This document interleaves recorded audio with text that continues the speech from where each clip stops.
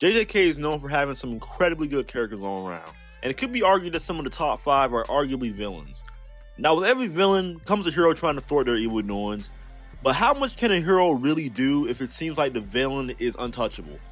The most recent chapter came out, and it is garnering up quite the controversy. So here's some opinions from Reddit. Jujutsu Kaisen is back with arguably the greatest plot BS in the series. Yes, even bigger than anti-gravity. So Higuruma managed to trap Sukuna in his domain. For those who don't know, Higuruma's domain works like a tribunal. Violence is forbidden inside. The opponent is judged for their crimes and either sentenced to confiscation or death penalty. Confiscation means they get their curse technique taken away. Death penalty means Higuruma is able to get a executioner's sword, and it's a one-shot, one-kill weapon. So Sukuna has a lot of crimes, so you'd expect the domain to be the perfect counter to him. And in fact, it works. Sukuna does get charged for his kills and sentenced to both death and confiscation. So he can't use Cleaver Dismantle, and Higuruma can one-shot him easily. In theory, meaning that everyone makes it out of this alive. Except that didn't happen. Right after the domain, Higuruma gets hit by a cleave. When he asks why confiscation didn't work, Sukuna explains when confiscation is applied to someone with a curse tool, the crime is charged on it instead of that person.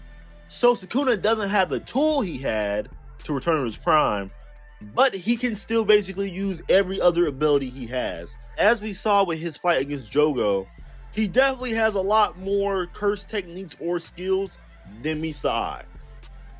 So this doesn't make sense, right? Because if Higuruma got 100 points in the Culling games, how has he never encountered another person with a curse tool? And how has he never used his domain expansion on someone with a curse tool to have confiscation be applied to that? He should know that this was probably going to be an outcome.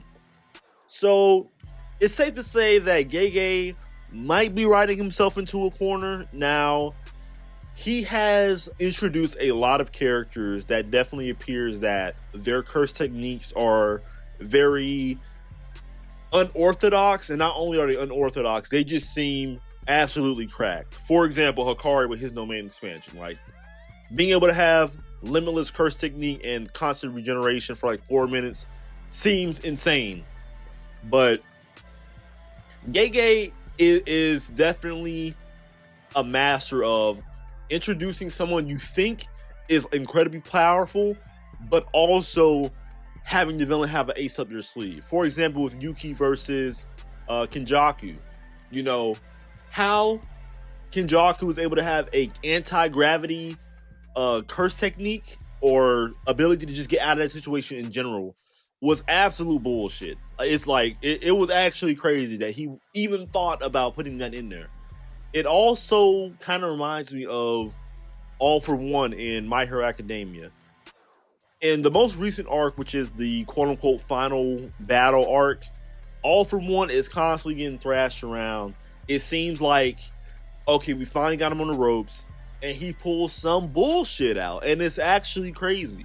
Now, I will give him benefit of the doubt and say that when you're going up against a genius type opponent such as Kenjaku, as much bullshit as it is, I'm not saying it's not bullshit, but I can kind of give you some leeway that character might have an out, granted the chance to get into a battle where it seems like they're on the losing side. But this is just Sukuna. Not saying Sukuna isn't smart, but this domain is so crazy that for Sukuna to have the upper hand is bullshit. That's all it is. Here's another take. This is just another villain plot armor, from Strong Cleave to Yuki's Black Hole. Gege wants us to feel as desperate as the protagonist, but after so many of those, it stops raising the stakes. It just makes it more boring. Oh, the villain survived this again. Even from a logical standpoint, it doesn't make sense. If I shoot someone, will they just break the gun and leave me free?